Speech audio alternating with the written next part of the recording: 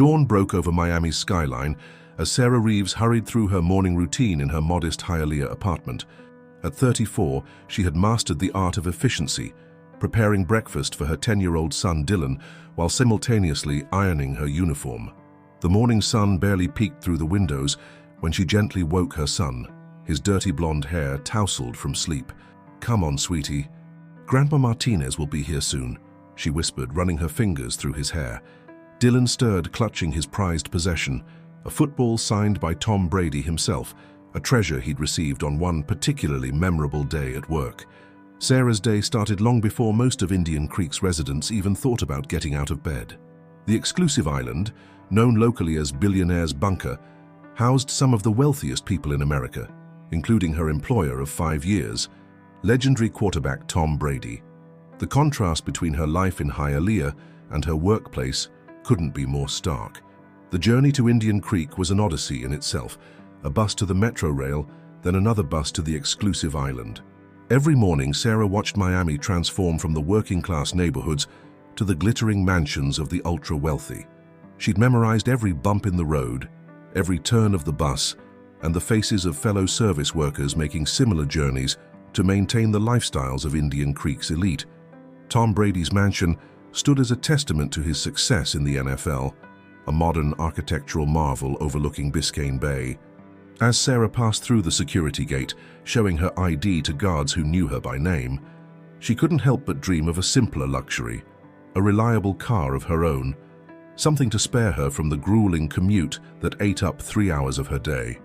Inside the mansion, Sarah's domain was a world of pristine surfaces and meticulous organization. She took pride in maintaining the high standards expected in a home of this caliber, even as Victoria Winchester, Brady's personal assistant, seemed to take pleasure in finding imperfections in her work. "The smoothies need to be prepared precisely at 7:30, Victoria reminded her with her characteristic condescension, her designer heels clicking against the marble floor. "Mr. Brady's schedule is extremely precise, Sarah.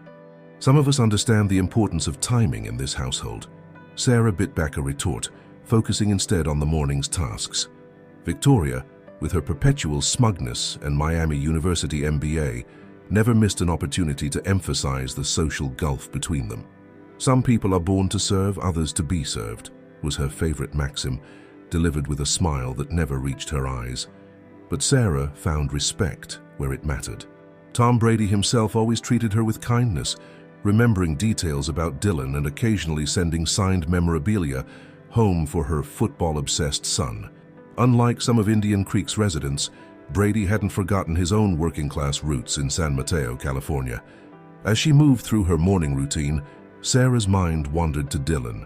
He was growing up too fast, already showing remarkable talent as a quarterback on his youth football team. His coach said he had a natural gift, the kind that could lead to a scholarship if nurtured properly. But equipment was expensive, and private coaching was out of the question on her salary.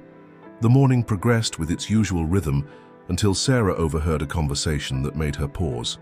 Brady was discussing his upcoming Charity Foundation Gala with Victoria, an event that would bring together the NFL's elite for a night of fundraising. "We need everything to be perfect," Victoria stressed, tapping away at her tablet.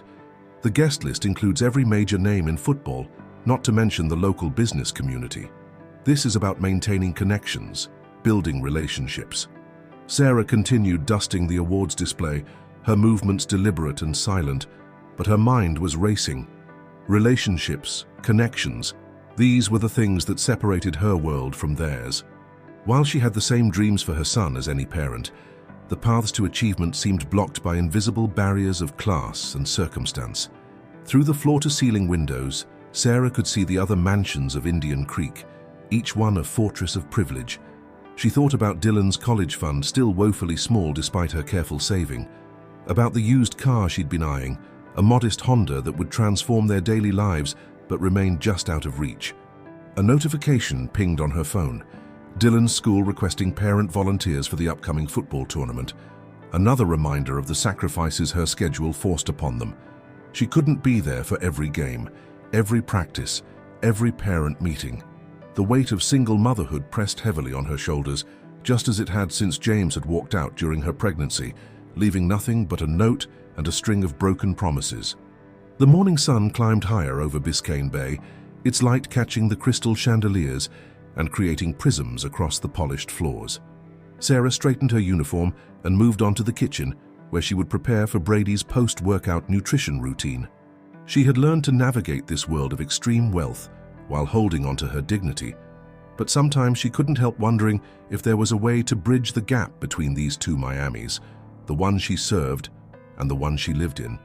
Little did she know the events of the coming days would challenge everything she thought she knew about those boundaries, starting with an unexpected visit to a car dealership that would set in motion a chain of events nobody could have predicted. The Miami afternoon sun beat down mercilessly as Sarah and Dylan stood in front of Prestige Motors on Biscayne Boulevard. After her shift at the Brady mansion, rather than taking their usual bus home, she had decided to indulge in what felt like a forbidden dream. Dylan's eyes widened at the sight of the gleaming vehicles, his reflection distorted in their polished surfaces. "Mom, look at that one," he exclaimed, pointing to a modest Honda Civic. "Coach Matthews drives one just like it. He says it's super reliable." Sarah smiled, her heart warming at her son's practical observation. Even at 10, Dylan showed a maturity beyond his years, always conscious of their financial limitations. She had raised him to understand the value of money, but sometimes she wished he didn't have to be quite so aware of their constraints. The dealership's glass doors whooshed open, releasing a blast of cold air into the humid Miami afternoon. A salesman approached, his expression shifting subtly as he took in Sarah's housekeeping uniform. She had planned to change before coming, but Dylan's excitement at the impromptu visit had made her reconsider. "Welcome to Prestige Motors," the salesman, whose nameplate read Bradley Whitfield III, said with practiced smoothness. "Are you looking for directions?" Sarah straightened her spine, channeling the dignity she maintained while working among Indian Creek's elite.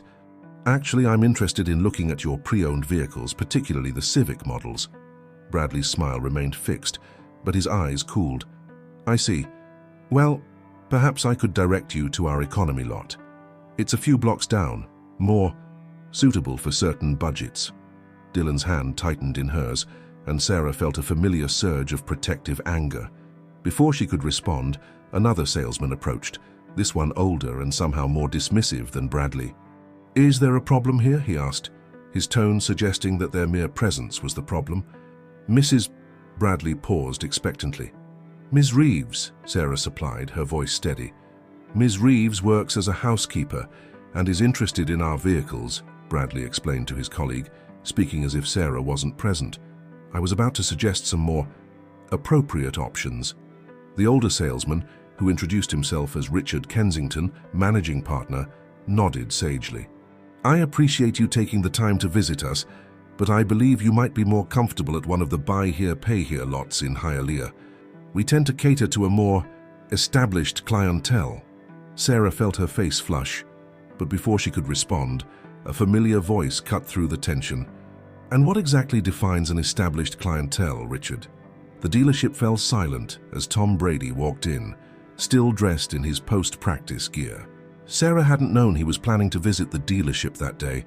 Victoria handled all his scheduling, and from the look of shock on the salesmen's faces, neither had they. "Mr. Brady!" Richard's tone transformed instantly. "What an unexpected pleasure. We just received the new Mercedes AMG you inquired about." Brady ignored him, walking over to Sarah and Dylan. "Hey, buddy," he said to Dylan, who was staring at his hero with undisguised awe. "How's that spiral coming along?" "Getting better, sir," Dylan beamed. "I've been practicing every day, just like you said." Brady turned to the salesman, his expression hardening. "I couldn't help but overhear your conversation. Sarah Reeves is one of the most hard-working people I know. She's been an essential part of my household for 5 years, and if she's interested in purchasing a vehicle, she deserves the same respect you'd show any customer." The salesmen's faces had turned an interesting shade of pale. Bradley began to stammer an apology, but Brady wasn't finished. "Sarah, what kind of car were you interested in?" "The Civic," she said quietly, embarrassed by the attention but touched by Brady's intervention. "It's practical, good on gas."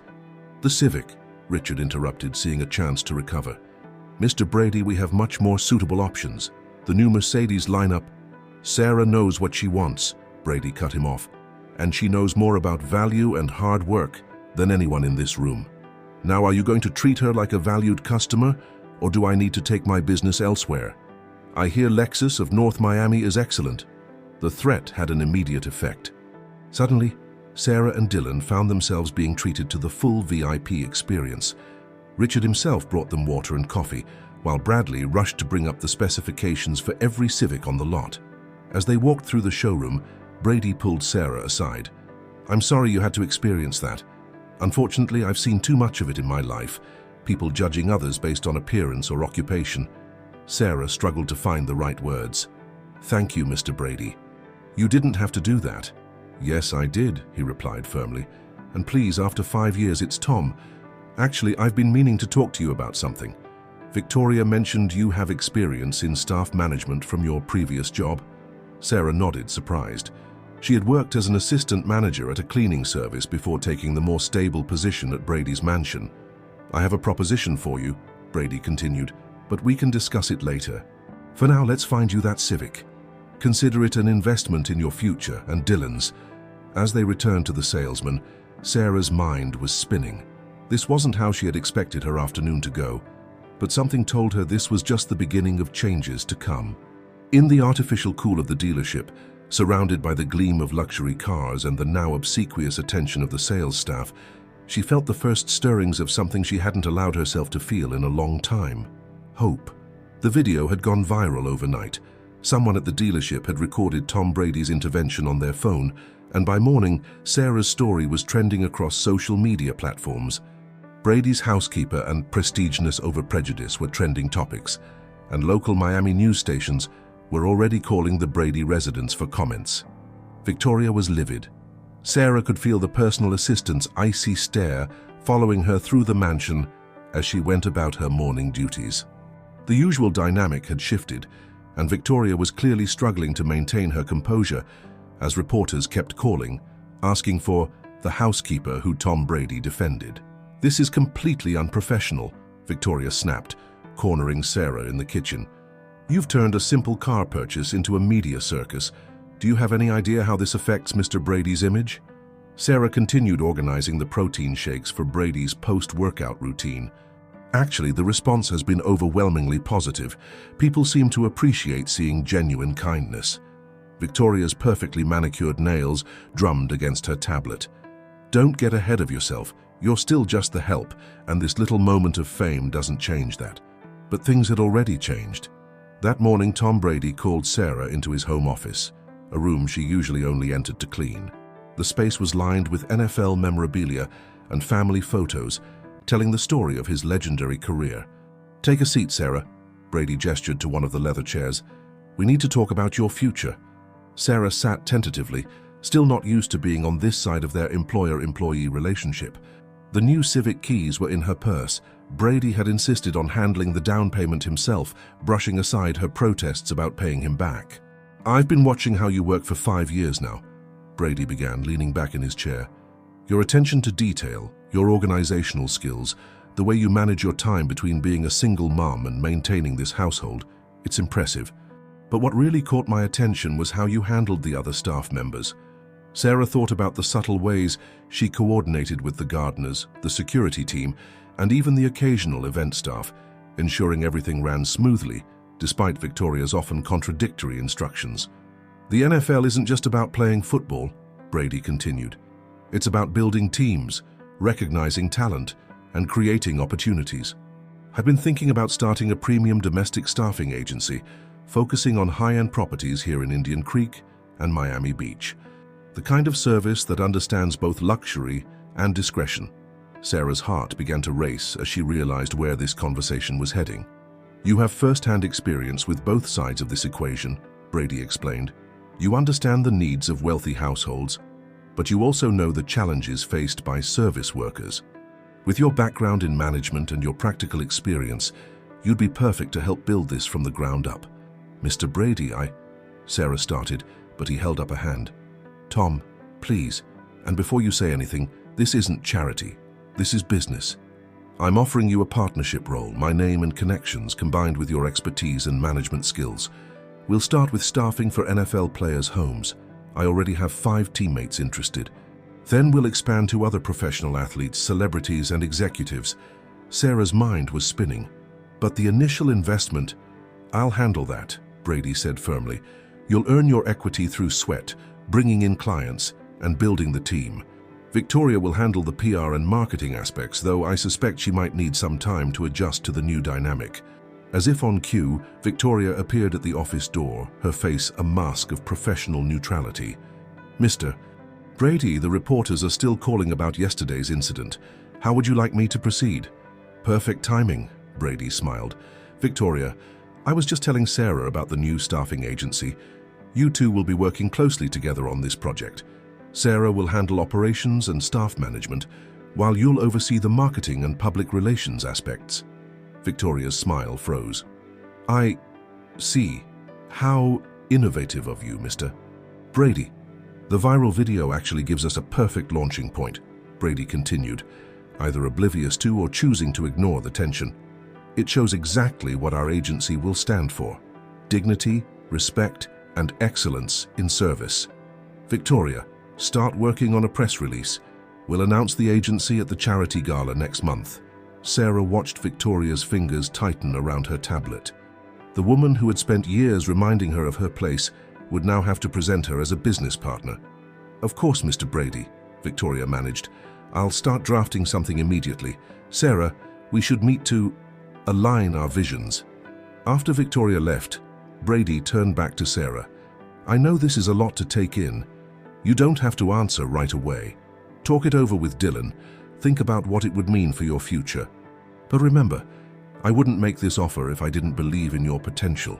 Sarah looked around the office at the trophies and medals that testified to Brady's ability to recognize and nurture talent. In her mind, she saw Dylan's face, imagined being able to attend all his games, afford private coaching, maybe even start a college fund that would give him real opportunities. When do we start? She asked, her voice firm despite the butterflies in her stomach. Brady's face broke into a wide grin. That's what I was hoping you'd say. First thing tomorrow, we'll meet with my lawyers to draw up the partnership agreement. But for now, go home early. Spend some time with Dylan. Start dreaming big.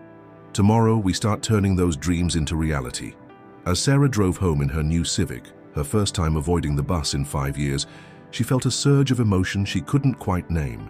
It was more than gratitude, more than excitement. It was the feeling of stepping through a door she never thought would open, into a future she had barely dared to imagine. The following weeks transformed Sarah's life in ways she could never have anticipated. The modest apartment in Hialeah became command central for her crash course in luxury service management. Every surface was covered with business plans, staff training manuals, and notes from her meetings with Brady's team of advisors. Dylan watched his mother's metamorphosis with a mixture of pride and curiosity, helping her practice presentations and offering surprisingly insightful suggestions about what kids of wealthy families might want from household staff. His own life had already begun to change. Brady had arranged for him to attend private quarterback coaching sessions twice a week. Mom, Coach Stevens says I could make varsity by freshman year if I keep practicing, Dylan announced one evening as Sarah reviewed applications from potential staff members. His eyes shone with the same determination she was learning to recognize in herself. That's amazing, sweetie, she smiled, pushing aside the papers to give him her full attention. But remember what we talked about. Grades first, then football. The partnership agreement had been signed, and Brady's lawyers had helped Sarah understand every aspect of her new role. She would start as a minority partner, with the opportunity to earn greater equity through performance. The initial funding from Brady would cover everything from office space to staff training facilities, but not everyone was celebrating her rise. Victoria had taken to scheduling alignment meetings that felt more like interrogations, questioning every decision Sarah made about operational procedures. These standards you're proposing for staff training, Victoria said during one such meeting, her voice dripping with skepticism, they seem rather ambitious. Are you sure someone with your background understands what our clientele expects? Sarah met her gaze steadily. My background is exactly why I understand what both sides need. Our staff will be trained not just in service, but in dignity. That's what will set us apart. The charity gala where Brady planned to announce the new venture was approaching rapidly. Sarah had never attended one of these events as a guest, and the preparation was intense. She worked with an image consultant, learned about wine pairings, and studied the complex social dynamics of Miami's elite social circle. Victoria seemed to take particular pleasure in pointing out everything Sarah needed to learn. The wives of NFL players can be quite particular about their social rankings, she explained with fake concern. One wrong seating arrangement at a dinner party can cause weeks of drama. But Sarah was a quick study, and she had an advantage Victoria hadn't counted on. She knew these households from the inside. She understood the real dynamics between family members, the daily rhythms that made each home function smoothly, the small details that truly mattered to their clients. One afternoon, as Sarah was reviewing potential office locations in Miami Beach, she received an unexpected visit from Mrs. Anderson, the wife of one of Brady's teammates. "I heard about this new venture," Mrs. Anderson said, settling into Sarah's small living room with surprising ease. "Tom mentioned you'll be running operations, and I wanted to talk to you directly." Sarah offered her coffee, acutely aware of the contrast between her modest apartment and the Andersons' Indian Creek mansion. "Our current household manager is retiring," Mrs. Anderson continued, "and frankly, I'm tired of agencies sending us staff who know about luxury but don't understand family. You've seen how my children light up when you're around, how you remember their allergies and favorite snacks. That's what we need." By the end of the visit, Sarah had her first official client, along with Mrs. Anderson's promise to recommend the agency to her social circle. When she called Brady to share the news, his response was immediate. "That's exactly why I chose you, Sarah. You understand that true luxury isn't just about expensive things, it's about making people feel valued." The night before the gala, Sarah stood in front of her mirror, hardly recognizing herself in the designer dress Brady's wife had helped her choose. Her hair was styled professionally, her makeup subtle but flawless. Dylan poked his head into her room, already in his pajamas. "You look like a CEO, Mom," he said with a grin. Sarah felt tears threatening to ruin her makeup. "Thank you, sweetheart. But you know what hasn't changed? I'm still just me, still your mom who burns toast and forgets to separate the laundry colors." Dylan hugged her tightly. "That's why everyone likes you. You're real." As she kissed him goodnight, Sarah thought about the journey ahead. Tomorrow she would step into a ballroom full of Miami's elite, not as service staff, but as a business partner to one of the NFL's greatest players. Victoria would have to introduce her to potential clients, explaining their new venture to people who had previously barely noticed her existence. But more importantly, she would be showing Dylan that dreams don't have an income requirement, that dignity isn't determined by your job title, and that sometimes life's greatest opportunities come disguised as its biggest challenges. The St. Regis Bal Harbor Resort glittered like a diamond against the Miami skyline. Luxury cars lined the circular driveway as NFL players, local celebrities, and business moguls arrived for Tom Brady's annual charity gala. Sarah sat in her new Civic around the corner, gathering her courage.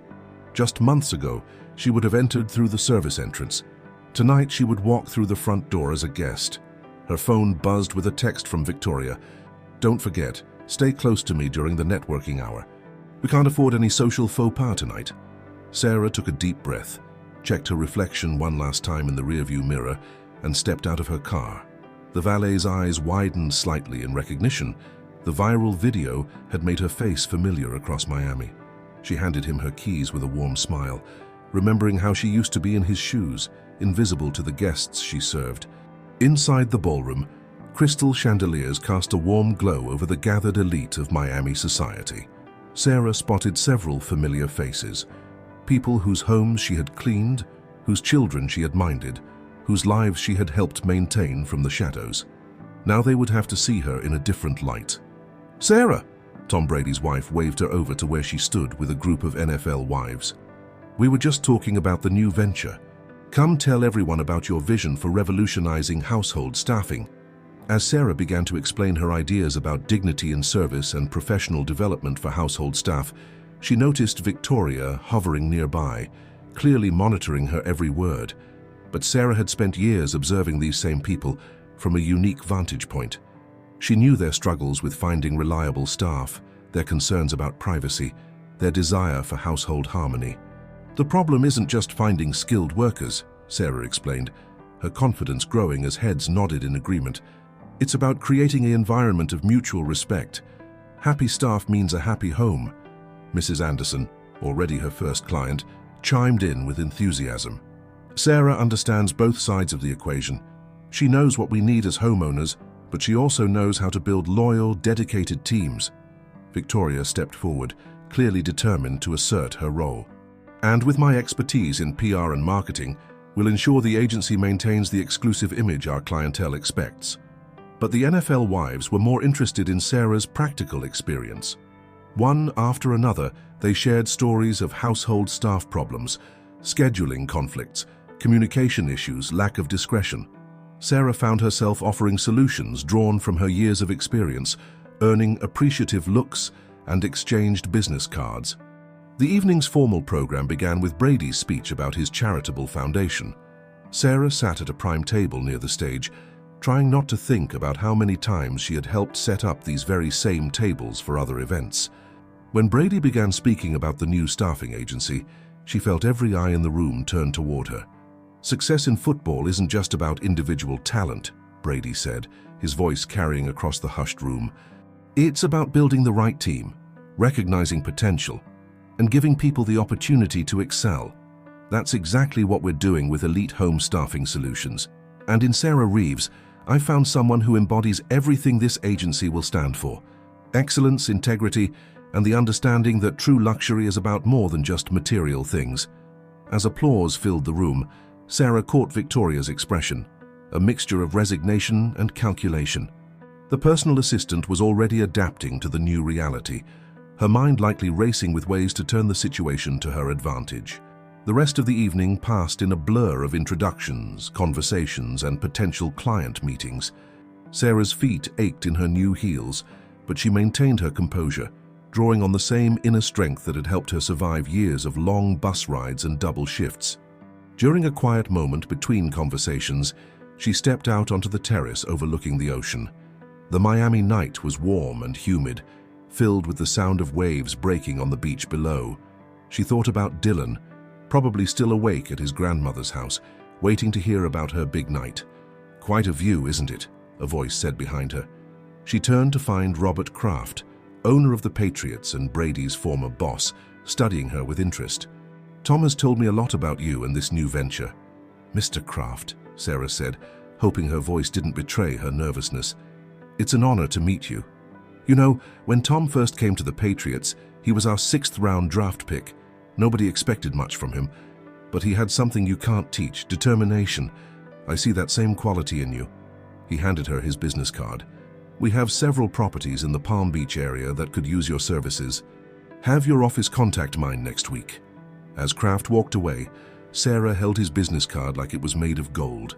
She had expected to spend months building up to clients of that caliber. Instead, the right doors were already opening. When she finally left the gala shortly after midnight, Sarah sat in her car for a moment, letting the events of the evening sink in. Her phone was full of messages. Dylan asking how it went, Mrs. Anderson introducing her to other potential clients, even a few inquiries from people who had attended the gala. The last message was from Brady. "You were a natural tonight. This is just the beginning." As she drove home through the quiet streets of Miami, Sarah thought about how life could change so dramatically in just a few months. She had crossed an invisible barrier, moving from serving the wealthy to joining their ranks as a business owner. But she promised herself she would never forget what it felt like to be on the other side of that divide. The Monday after the gala, Sarah arrived at their newly leased office space in Miami Beach. The modern building overlooked the intracoastal waterway, its glass walls reflecting the morning sun. The space was still empty except for some basic furniture, but Sarah could already envision what it would become. Victoria was already there, efficiency personified in her designer suit, arranging press releases on her desk. The gala had generated significant media coverage, and their phones hadn't stopped ringing with inquiries from potential clients and job seekers alike.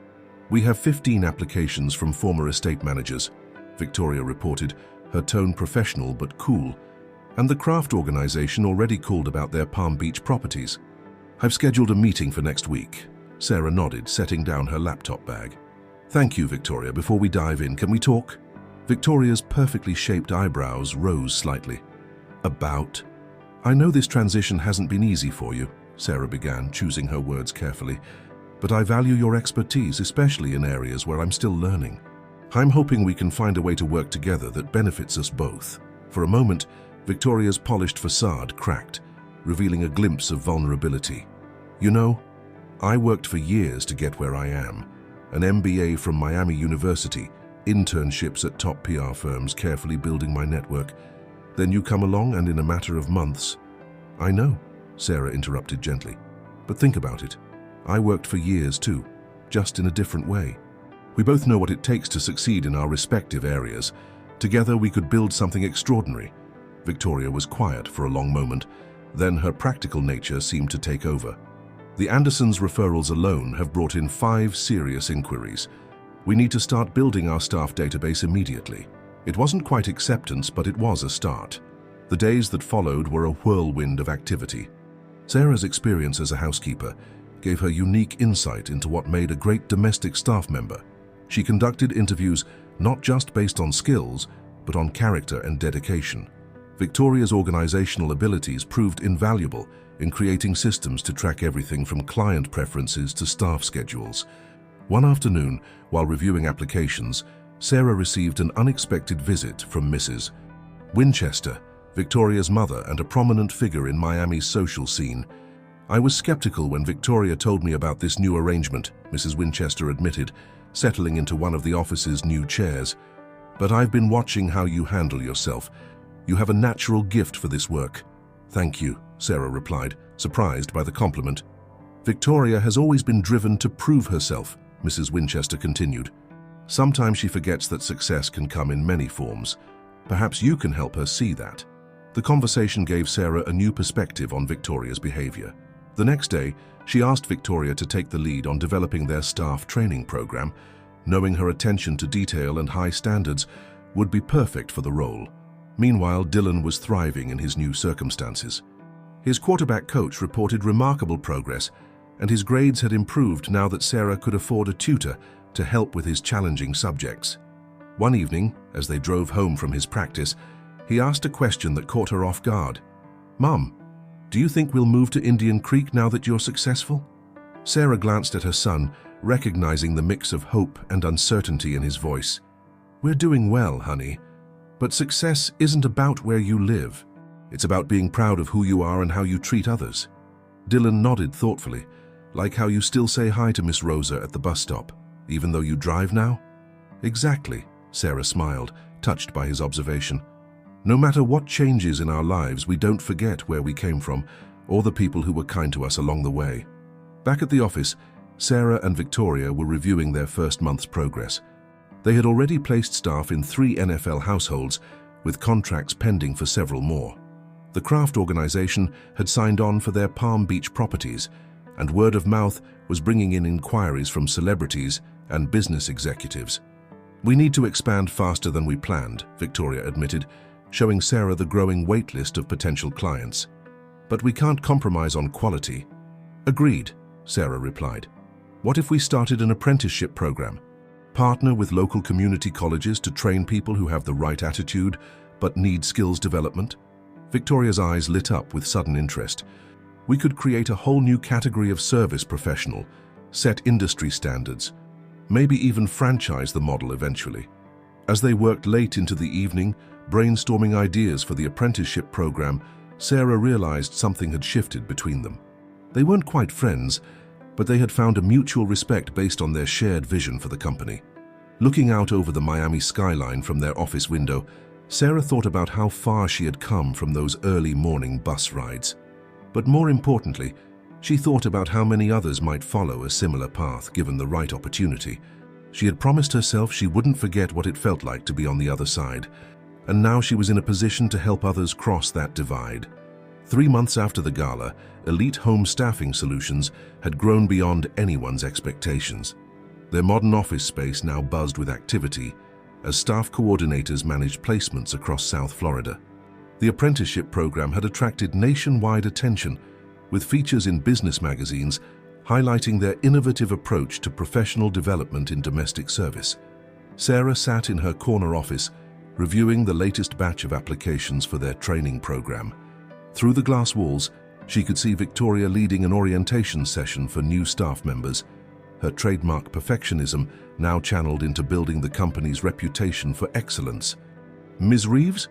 Her assistant, Michael, appeared at the door. "Dylan's school is on line 1. They say it's urgent." Sarah's heart skipped a beat as she grabbed the phone. Dylan had been struggling to balance his increased football training with his academic responsibilities, and his latest progress report had shown slipping grades in several subjects. "Mrs. Reeves." The principal's voice was gentle but firm. "Dylan had an emotional moment during practice today. Coach Stevens says he broke down crying, saying he feels overwhelmed by trying to live up to everyone's expectations." The words hit Sarah like a physical blow. In her drive to create a better life for them, had she pushed too hard? Dylan had always been her rock, so mature for his age, but he was still just a 10-year-old boy trying to navigate a dramatically changed life. "I'll be there in 20 minutes, she promised, already gathering her things. Victoria caught her at the elevator. "The investors from Chicago are arriving at 2. We need to present the franchise proposal." "I have to go to Dylan's school," Sarah replied, her voice leaving no room for discussion. "Reschedule the meeting." Victoria's expression softened unexpectedly. "I'll handle the investors. Go take care of your son." The drive to Dylan's school gave Sarah time to reflect. The past months had been a whirlwind of success, but success came with its own challenges. Their life had changed so rapidly, new routines, new expectations, new social circles. She'd been so focused on proving herself in the business world that she might have missed signs that Dylan was struggling. She found him sitting in the guidance counselor's office, looking small and tired in his football practice gear. When he saw her, his face crumpled. "I'm sorry, Mom," he whispered as she hugged him.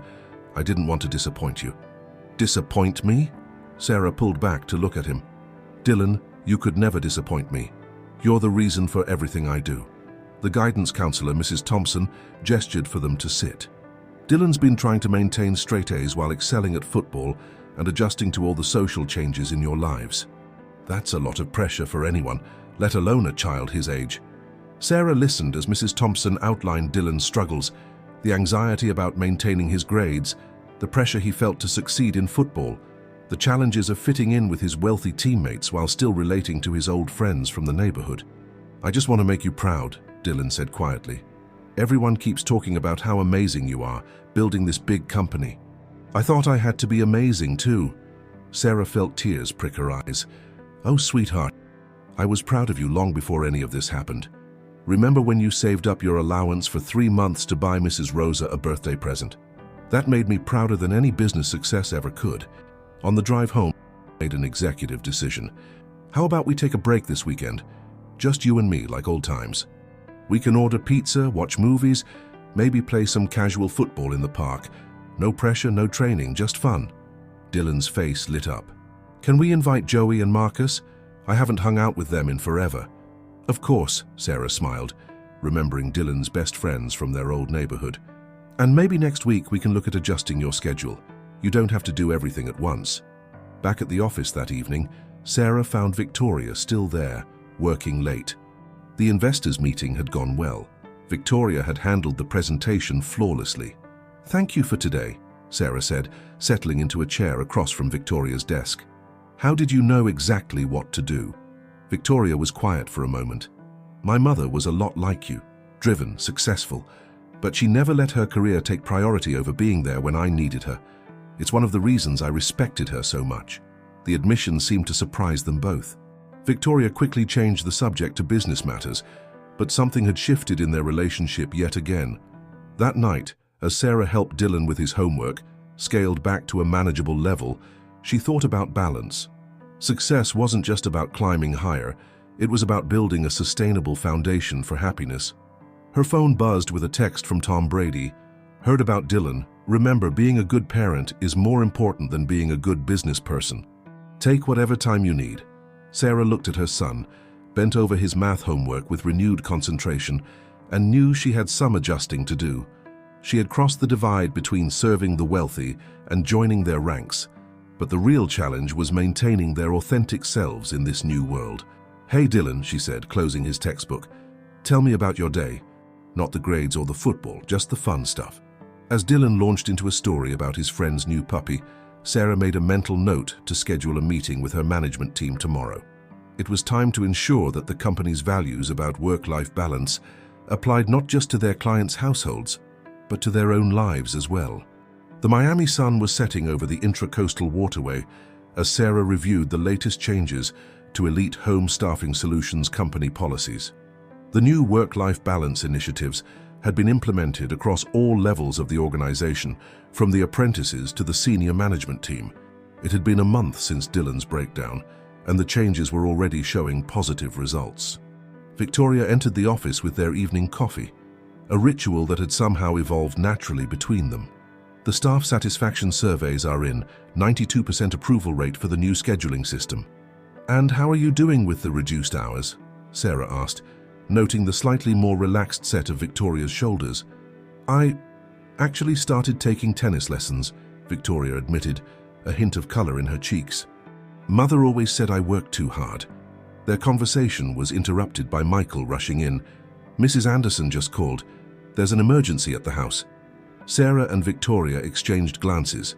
Mrs. Anderson had been their first client and remained one of their most important. What kind of emergency? Their regular house manager is sick, and they're hosting a crucial dinner party tonight for potential investors in Mr. Anderson's new business venture. They need someone to step in immediately. Sarah looked at the stack of paperwork on her desk, then at the family photo she'd recently added, Dylan grinning after winning his first casual football game with his old friends. She'd promised him movie night tonight. "I'll handle it," Victoria said suddenly. "I know their household protocols and I've managed enough events." "But your tennis lesson?" Sarah began. Victoria waved it off. "This is more important. Besides, I've been wanting to get more hands-on experience with our service model." As Victoria gathered her things, Sarah sent a quick text to Mrs. Anderson. "Victoria Winchester is on her way. She's one of our best." The next morning, Victoria arrived at the office looking triumphant, despite the dark circles under her eyes. Mrs. Anderson called. "The dinner was a success, and she wants to know if we can add event management to our service offerings." "How was it really?" Sarah asked, genuinely curious. "Being on the other side?" Victoria sank into a chair, kicking off her heels. "Exhausting, exhilarating. I never realized the attention to detail, the constant anticipation of needs, the way you have to be everywhere at once but seem invisible." She paused. "I have a new appreciation for what you did all those years." The moment was interrupted by a commotion in the outer office. Through the glass walls, they could see their apprentices gathering around a television. Breaking news was showing footage of a major NFL player's house staff being caught selling private information to tabloids. "This is exactly why our model works," Victoria said, switching instantly to PR mode. "Our intensive screening process, our emphasis on dignity and professionalism, our understanding that well-treated employees are loyal employees," Sarah added. They spent the afternoon fielding calls from concerned clients and reporters seeking comments. The scandal had sent shockwaves through the luxury service industry, but Elite's reputation for discretion and professionalism stood firm. That evening, as Sarah watched Dylan at his football practice, now scheduled at a more reasonable hour, she reflected on how their lives had changed. The boy was laughing with his teammates, showing none of the strain from a month ago. His grades had stabilized, and he'd found a better balance between his old friends and new opportunities. Her phone buzzed with a message from Victoria. "Meeting tomorrow with NFL Players Association. They want to make us their official recommended staffing service." Sarah smiled, remembering the days when such messages would have sent her into a panic of preparation. Now she knew better. Success wasn't about never-ending growth, it was about sustainable excellence. She turned back to watch Dylan, who was teaching one of his wealthy teammates a trick play he'd learned in their old neighborhood park. The boy was a natural bridge builder, just like his mother. A familiar voice behind her made her turn. "He's got real leadership potential," Tom Brady observed, joining her on the bleachers. "Knows how to bring different worlds together." "I learned that from you," Sarah replied. "The way you saw potential in a housekeeper and turned her into a business partner." Brady shook his head. "I just opened a door." You're the one who knew how to walk through it and hold it open for others. They watched as Dylan organized his teammates for a final practice play, making sure everyone was included and understood their role. "The NFL Players Association meeting tomorrow," Brady said. "It's not just about business. They're interested in your apprenticeship program. They want to create scholarships for kids from underprivileged backgrounds to enter the luxury service industry. Your story inspired them." Sarah thought about all the people like her former self, hardworking, capable, but locked out of opportunities by invisible barriers of class and circumstance. "We could change lives." "You already are." Brady gestured toward the field where Dylan was celebrating a successful play with his teammates, seamlessly bridging the social divide. One family at a time. As practice ended and Dylan jogged over, his face flushed with exercise and happiness, Sarah felt a deep sense of contentment. They had found their balance between ambition and authenticity, between success and satisfaction, between their past and their future. "Ready for pizza and movies?" she asked Dylan as they walked to the car. "Can we invite Victoria?" Dylan asked. "She mentioned she's never seen the original Star Wars movies." Sarah laughed, thinking of how far they'd all come. "Sure, everyone deserves a chance to experience the classics." The NFL Players Association headquarters in Washington, D.C. was a far cry from the modest Hialeah apartment where Sarah's journey had begun. As she prepared to present their scholarship program proposal, she caught her reflection in the polished marble walls. Confident, poised, but still unmistakably herself, Victoria stood beside her, reviewing their presentation one last time. "The numbers are solid. 10 full scholarships in the first year with mentorship and guaranteed job placement through our agency network. Plus housing stipends," Sarah added. "We can't forget about the practical barriers these students will face." The meeting room filled with NFL executives, players' representatives, and social responsibility coordinators. Tom Brady sat in the front row, giving Sarah an encouraging nod. This was more than a business presentation. It was a chance to create lasting change in an industry that had transformed her own life. "Ladies and gentlemen," Sarah began, her voice steady. "Today we're not just talking about staffing solutions. We're talking about opening doors of opportunity that have been closed for too long." As she shared her own story, the long bus rides, the struggle to support Dylan, the chance encounter that changed everything, she could see the room becoming increasingly engaged. But it was when she started discussing their apprenticeship program's success stories that the real impact hit home. "Maria Hernandez was working 3 jobs to support her family," Sarah explained, showing slides of their recent graduates.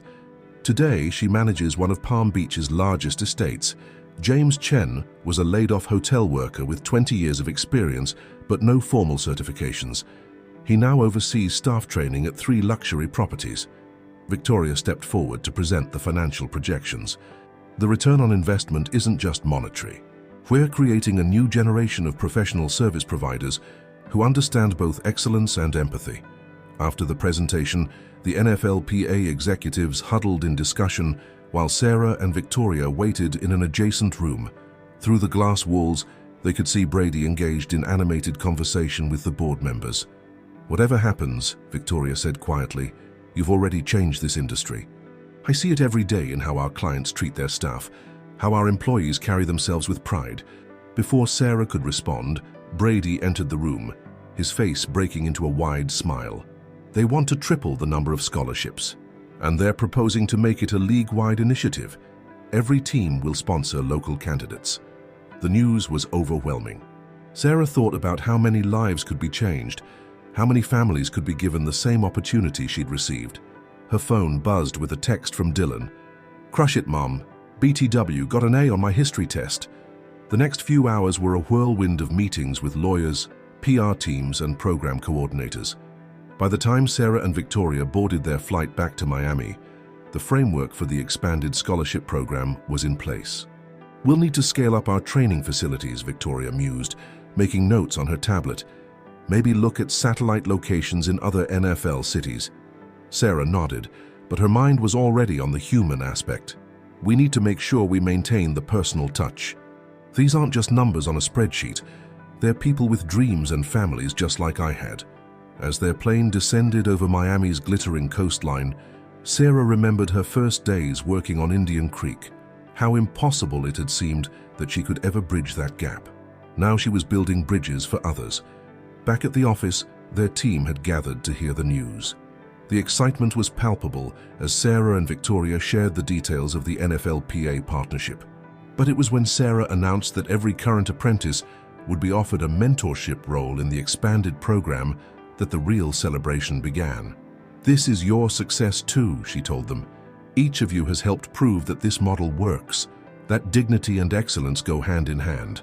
Later that evening, as Sarah drove home along the familiar route past Indian Creek, she saw a bus stop where she used to wait every morning. A group of service workers stood there, looking tired but determined. She pulled over. "Can I offer anyone a ride?" she asked, remembering how many times she had wished for the same kindness. During the drive, she learned their stories: single mothers, students working to pay for college, immigrants building new lives. She shared her business card, telling them about the scholarship program, watching hope kindle in their eyes. By the time Sarah reached home, Dylan was already asleep, his history test proudly displayed on the refrigerator. She found a note from him. "Mom, Coach says I'm ready for the junior leadership program. Can we talk about it tomorrow? No pressure, just excited." Sarah smiled, remembering their conversation about balance and expectations. Her son had learned valuable lessons about success and what really matters in life, lessons that would serve him well in whatever path he chose. Her phone lit up with a message from Victoria. "Just got a call from Good Morning America. They want to feature our scholarship program. Think it's time to show the world what real change looks like?" Looking at Dylan's peaceful face, Sarah thought about legacy. Not just the business she was building or the lives she was helping to change, but the values she was passing on to her son. Success wasn't about climbing to the top. It was about reaching back to help others up. The Good Morning America segment aired on a crisp Miami morning, broadcasting Sarah and Victoria's story to millions of viewers across the country. They had chosen to film at their first training facility, where a new class of scholarship recipients was beginning their journey. "What makes this program special," Sarah explained to the cameras, "is that we're not just teaching skills, we're building futures. Every person here has the potential to become a leader in this industry." The response was immediate and overwhelming. By midday, their office was flooded with calls from luxury service agencies across the country wanting to partner with their program. Major hotels, celebrity managers, and high-net-worth families were all reaching out to learn more about their revolutionary approach. "We've created a movement," Victoria observed, reviewing the surge of applications on her tablet. "But we need to make sure we grow sustainably." Sarah agreed, remembering the lessons about balance they'd learned over the past months. Quality over quantity. We're not just building a business, we're changing lives. That afternoon, they hosted a graduation ceremony for their latest class of apprentices. The event was held at the St. Regis, the same venue where the charity gala had launched their venture. As Sarah watched the graduates receive their certifications, she noticed something remarkable. Among the attendees were several of their earliest clients, not as employers, but as proud supporters. Mrs. Anderson was there, cheering for the young woman she'd hired as an assistant house manager. "Sarah, she reminds me so much of you," she whispered. "Such dedication, such natural leadership ability." The ceremony's keynote speaker was a surprise arranged by Victoria, Mrs. Rosa, Sarah's old friend from the bus stop.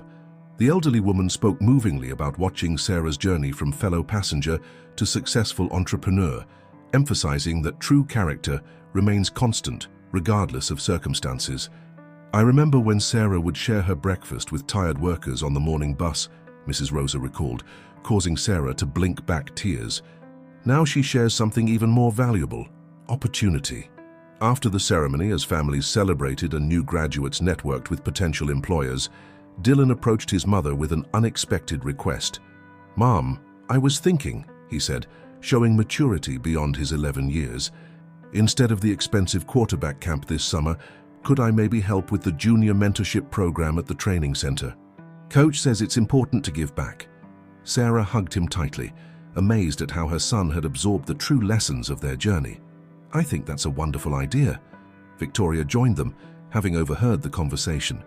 "We could develop a youth leadership component to the program, start them understanding service and leadership early." As they discussed the possibilities, Sarah noticed one of their new graduates looking nervous about approaching the group. She waved her over warmly.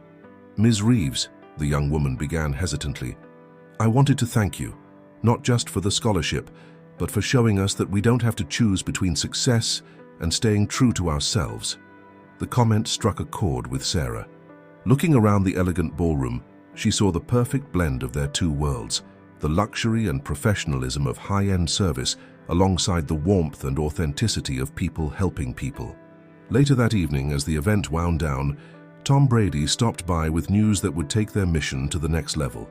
"The NFL Foundation wants to establish a permanent endowment for the scholarship program," he announced. "They're calling it the Reeves-Winchester Initiative for Service Excellence." Victoria's eyes widened at hearing her name paired with Sarah's. I don't know what to say." "Say you'll keep pushing me to maintain our high standards," Sarah smiled. "We're better together than either of us alone." As they walked out onto the terrace overlooking the Miami skyline, Sarah reflected on how far they'd come. The lights of Indian Creek glittered in the distance, no longer a world apart, but part of the broader community they were building. Dylan joined them, proudly wearing his junior mentor badge from the training center. "Mum, Victoria, look. Some of the new graduates are organizing a weekend volunteer program to help other people learn basic household management skills. Can we support that?" Sarah exchanged glances with Victoria, both women thinking the same thing. Their impact was beginning to ripple outward in ways they hadn't anticipated. Their students weren't just learning skills, they were learning to lift others up. "You know," Victoria mused, "when we started this, I thought we were just building a luxury staffing agency, but we're actually building a community." Sarah watched as Dylan chatted with graduates and clients alike, completely at ease in either world. He had learned what she had always hoped to teach him, that true success comes not from what you achieve for yourself, but from what you help others achieve. The Miami night was warm and full of promise as they made plans for the future, not just for their business, but for the growing family of people whose lives they were touching. They had created something that went beyond profit margins and client lists, something that would continue to change lives long after they were gone. And that, Sarah realized, was the greatest success of all. 1 year after the launch of the Reeves-Winchester Initiative, the training center's main hall was filled with photographs, hundreds of success stories displayed along its walls. Sarah paused before one that particularly moved her, a group shot of their first scholarship class, now all employed in leadership positions across the luxury service industry. "They're interviewing me for the school paper," Dylan announced, appearing beside her with his junior mentor badge gleaming. At 11, he had found his own path to leadership, balancing his love for football with his commitment to helping others. "Really? What's the story about?" Sarah asked, noting how confidently he carried himself these days. "They're calling it the new face of service leadership. It's about how our program is changing people's ideas about working in luxury homes and hotels." He grinned.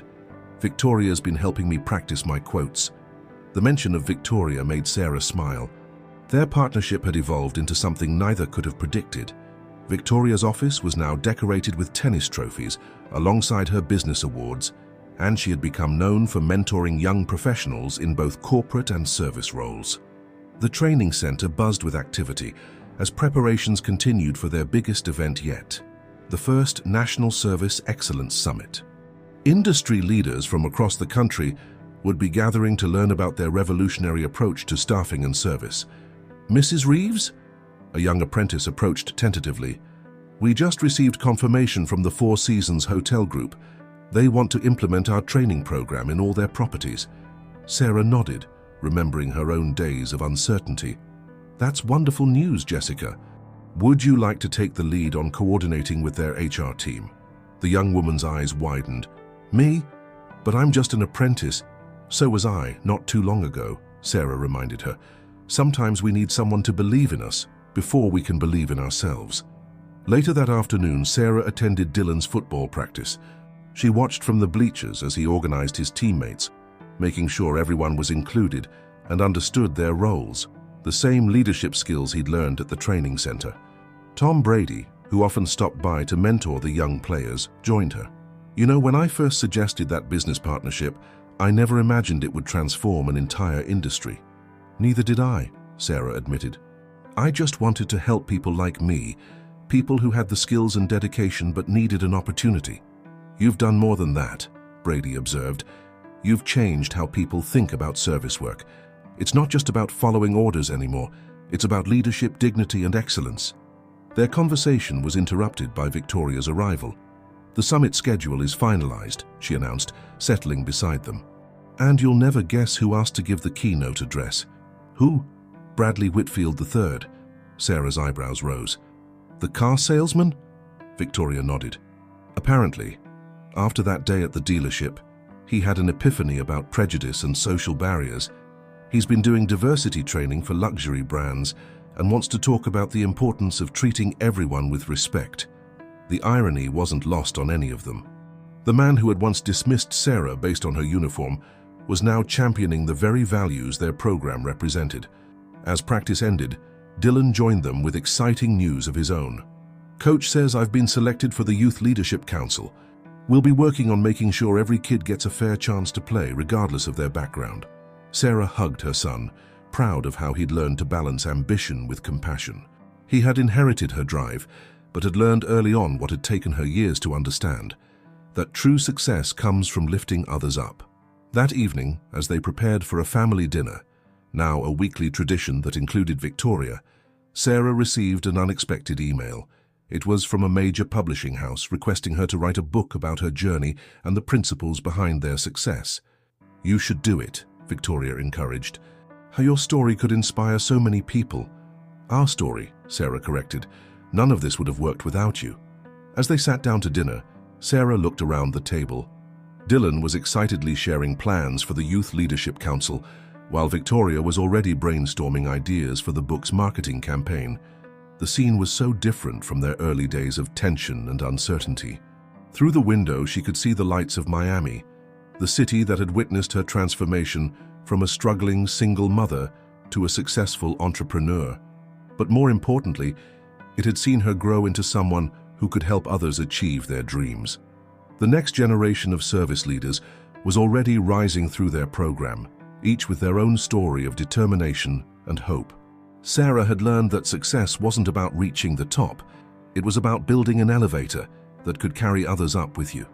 As the evening wound down, Dylan asked a question that captured the essence of their journey. Mom, remember when you used to say that some dreams take time? I think maybe they just need the right people to believe in them. Sarah smiled, thinking of all the dreams that were now taking flight through their program. You're right, honey. And sometimes, the best dreams are the ones we help others achieve. The National Service Excellence Summit transformed the Miami Beach Convention Center into a celebration of possibility. Graduates from their program stood proudly alongside industry veterans, sharing experiences and insights. The walls were lined with success stories, photographs and testimonials from people whose lives had been changed by the Reeves-Winchester initiative. Sarah stood at the podium, looking out over the gathered crowd. From hotel executives to domestic staff coordinators, from celebrity household managers to aspiring service professionals. They were all there to learn about a new way of thinking about service and success. 5 years ago, I stood at a bus stop in Hialeah, dreaming of a better life, she began. Not just for myself and my son, but for all the hard-working people who deserved a chance to prove their worth. Today, I see those dreams multiplied 1,000-fold in this room. Victoria joined her on stage, their once contentious relationship now a testament to how different perspectives could combine to create something extraordinary. Together, we've placed over 1,000 graduates in leadership positions across the luxury service industry. But more importantly, we've changed the conversation about what service means. The day's sessions showcased their comprehensive approach, professional development workshops, mentorship programs, and their innovative apprenticeship model. But the most powerful moments came from the graduates themselves, sharing stories of transformation and growth. During the lunch break, Sarah found Dylan in deep conversation with a group of young scholarship recipients. At 11, he had become an unexpected bridge between different worlds, helping other kids understand the value of service leadership. Mom, he called out excitedly, we're planning a youth mentorship program for the summer, kids from different backgrounds working together to learn about service and leadership. Tom Brady, who had been watching the interaction, approached with a proud smile. "Looks like the next generation is already taking charge. You've started something that will outlast all of us, Sarah." The afternoon session featured a panel discussion about the future of luxury service. Sarah and Victoria shared the stage with industry leaders, including some who had initially been skeptical of their approach.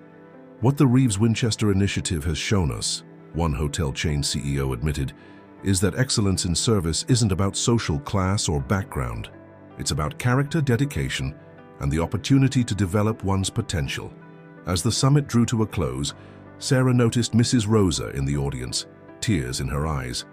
The elderly woman who had shared so many early morning bus rides with her was now seeing her friend's vision touch thousands of lives. The closing ceremony brought a surprise announcement from the NFL Players Association.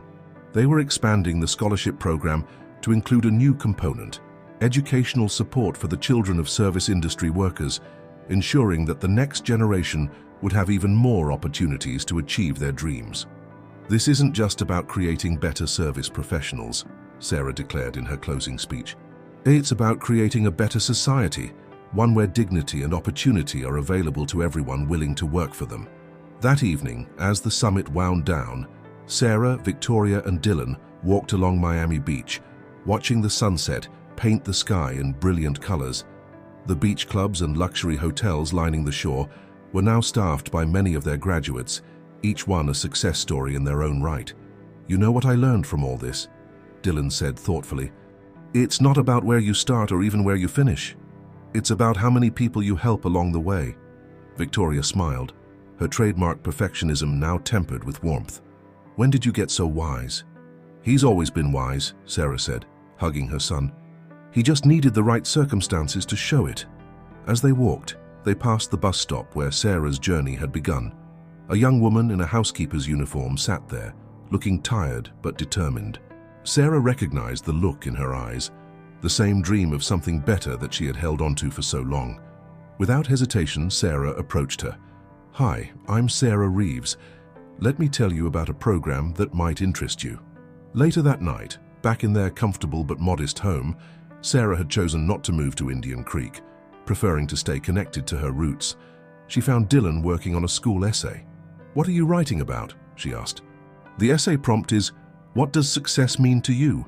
He showed her what he'd written. "Success isn't about reaching the top of the ladder.